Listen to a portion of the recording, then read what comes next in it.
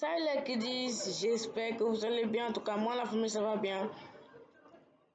Bienvenue sur une nouvelle vidéo avec moi, Kiddy 36. Aujourd'hui, les kiddies, nous allons parler mercato aujourd'hui.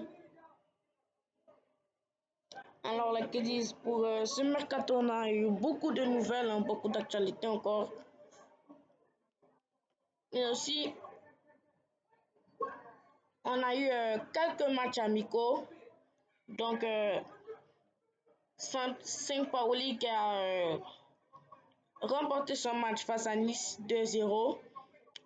Nice aussi qui a remporté son match face au Feyenoord Rotterdam 2-1. Et voilà, l'AC Milan qui a remporté son match amical face à Liverpool 4-2, là, je suis vraiment étonné. Alors là, qui disent, cette nouvelle vidéo va parler du mercato. Allez, avant de commencer la vidéo, n'hésitez pas à liker, à vous abonner si vous êtes nouveau sur la chaîne. Lâchez le gros pouce bleu qui fait toujours un plaisir. Allez, c'est parti pour le début de la vidéo. Publicité.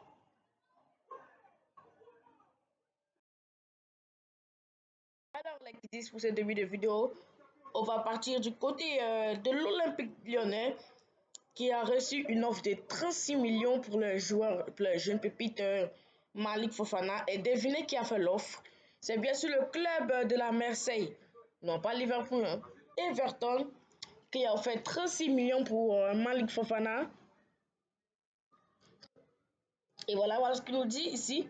Alors que l'OL dispute actuellement un match amical face à Hambourg, le mercato ne s'arrête pas pour autant pour le club rhodanien.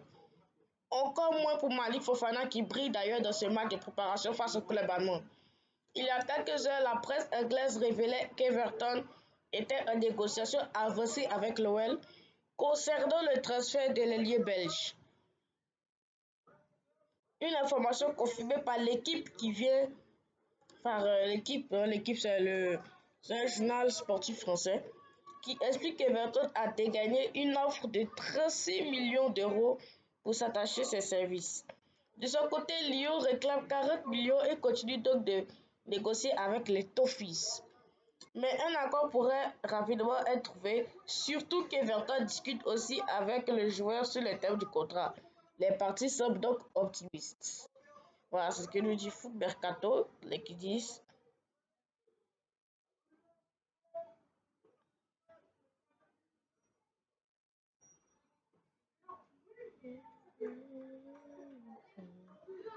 Donc, là, qui disent là aussi le mercato pour Everton, ça s'active. Le club de la Marseille qui veut recruter Malik Fofana pour améliorer les postes de l'aile du club parce que les ailiers l'année passée, on les a pas trop vus du côté d'Everton. Voilà. Liverpool, du côté de Liverpool, là, Arne Slot confirme le départ imminent de Luis Diaz. Alors, Liverpool, Arne Slot confirme le départ imminent de Luis Diaz. C'est une absence remarquée. Ce samedi, Liverpool affrontait l'AC Milan au match de préparation de la saison à venir. Une rencontre qui s'est soldée par une victoire milanaise 4-2, comme je vous l'ai dit tout à l'heure. Du côté des Reds, deux absences font parler. Les attaquants Luis Diaz et David Nunez étaient absents de la feuille du match. Et forcément, en pleine période de mercato, on peut se poser des questions. Après la rencontre, en conférence de presse, le coach Arne Slot a expliqué que l'absence de Darwin Nunez était liée à une légère gêne musculaire. En revanche, il expliquait que Luis Diaz avait été écarté en raison de négociations pour un transfert imminent au Bayern Munich. Ouais, voilà, le Bayern Munich est en négociation pour recruter l'ailier colombien. L'attaquant colombien devrait filer du côté du Bayern Munich qui a fait une offre de plus de 75 millions d'euros ces derniers jours. Donc voilà ce qu'il nous dit Foot Mercato, les qui disent. Donc normalement on devrait voir Luis Diaz quitter Liverpool pour aller au Bayern Munich. Et oui aussi les qui disent du côté du FC Barcelone, Jules Koundé qui a prolongé son contrat. Ah, ça fait plaisir de l'entendre. Du côté du FC Barcelone encore, Rooney Badi dans la recrue, la jeune pépite suédoise, hein, impressionne par son adaptation express. Ah. Rooney Badi impressionne par son adaptation express. Arrivé au FC Barcelone cet été dans un transfert estimé à 2 millions d'euros, Rudy Bardi impressionne déjà son monde. Si le jeune soldat de 19 ans n'a pas encore fait ses premiers pas avec l'équipe première, sa capacité à penser et à exécuter rapidement a surpris le staff blaugrana lors de ses premiers entraînements avec le Barça. Voilà, c'est ce que je vous ai dit, les kiddies. Rudy Bardi, il est très bon dans le jeu. Collectivement, il est très bon. Si vous n'avez pas encore vu ces matchs à Copenhague, allez-y les voir tout de suite. Il est très intelligent, puis il est très efficace devant les buts. Il ne s'abuse vraiment pas. Hein. Il reste encore beaucoup à faire et seul le temps dira si c'est un beau choix. Mais pour le moment, il s'y prend. Les entraînements ne sont pas particulièrement complexes, mais il plaît parce qu'il réfléchit et agit rapidement avec justesse, ce qui est rare chez les joueurs fraîchement arrivés. A confié une source du club au quotidien Catalan Sport. Un très bon signe pour le champion d'Espagne en titre, tant on connaît les difficultés que certains joueurs rencontrent pour s'adapter à la philosophie du jeu barcelonais.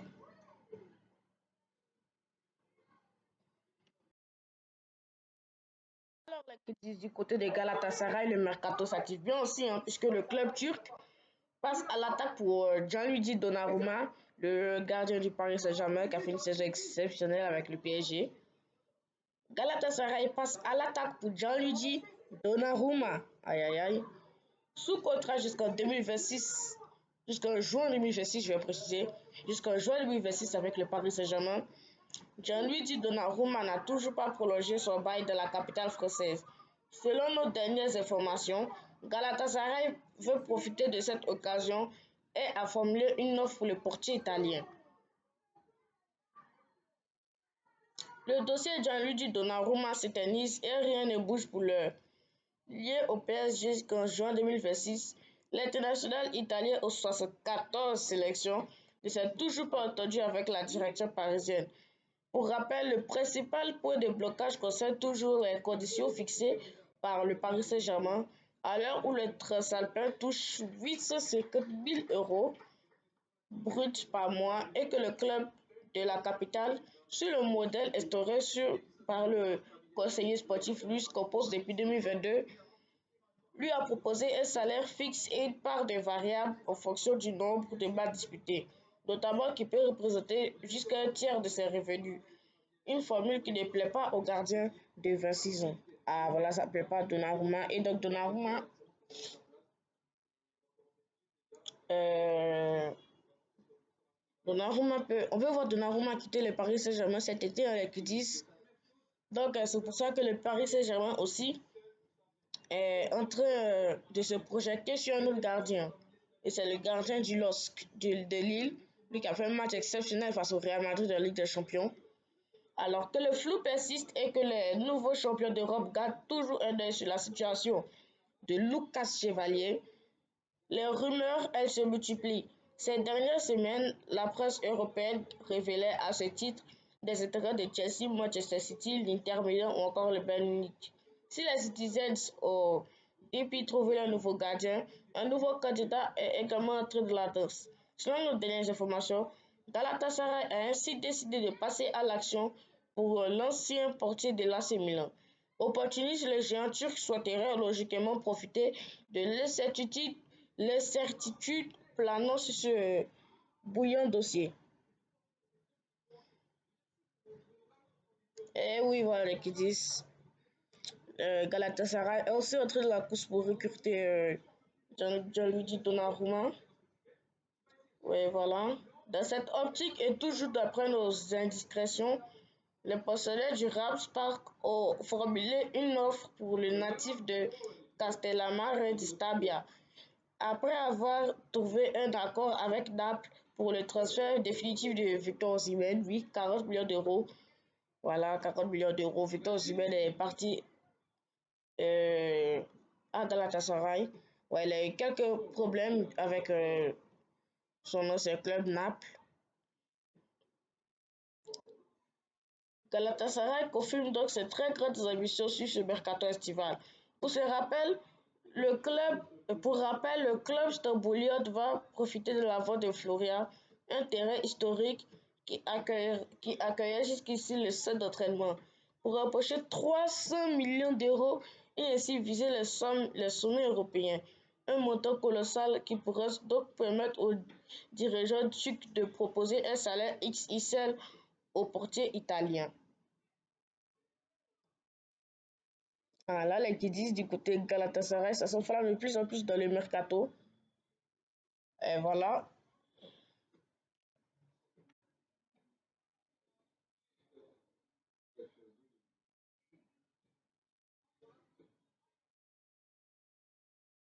Et voilà, nous allons partir du côté de Manchester United où Alejandro Garnacho a tranché pour son avenir. Eh bien, invité à quitter Manchester United où sa relation avec Ruben Amorim est particulièrement froide depuis la fin de la saison dernière et ses déclarations en zone mixte après la finale Ligue Europa perdue contre Tottenham, oui 1-0. Alejandro Garnacho tient les pistes. Napoli est intéressé par son profil, tout comme Chelsea ou encore Aston Villa, dont deux clubs de Première Ligue et un club de Serie A. D'après ESPN, l'ailier argentin fait de la Première Ligue sa priorité pour son avenir. Il aimerait également rebondir dans une équipe qui dispute la Ligue des Champions. De quoi donner plus de consistance à la piste menant aux Blues, mais moins aux Villains, non qualifiés pour la prochaine campagne de C1. Garnacho a déjà refusé des offres d'Arabie Saoudite durant ce mercato. Ouais, très bien.